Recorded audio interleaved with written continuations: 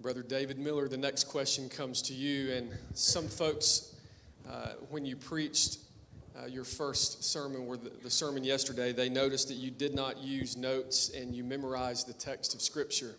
And the question is this: to someone who memorizes Scripture on an ongoing basis, what counsel would you give to someone that would like to memorize large, lengthy sections of Scripture?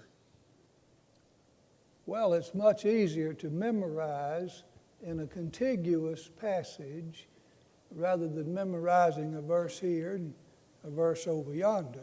Often there's a storyline, and so my pattern has been to start out in chapter 1, verse 1, and analyze that verse, just simply break it down. In Psalm number 1, verse 1, "Blessed is the man that walketh not in the counsel of the ungodly." That's one complete statement. So I memorized that. I see that there are three statements in verse 1. He standeth not in the way of sinners, and he sitteth not in the seat of the scornful. Now, your first objective in memorizing Scripture is to learn what's being said. Otherwise, you might as well be memorizing a Sears and Roebuck catalog. There's no real virtue in the ability to memorize unless you're going to memorize something that's worthwhile.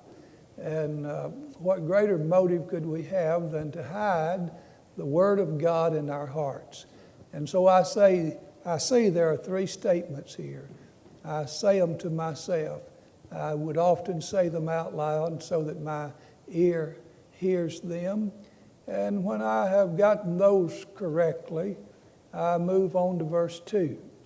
And there are two statements there. "But his delight is in the law of the Lord, and in his law doth he meditate day and night."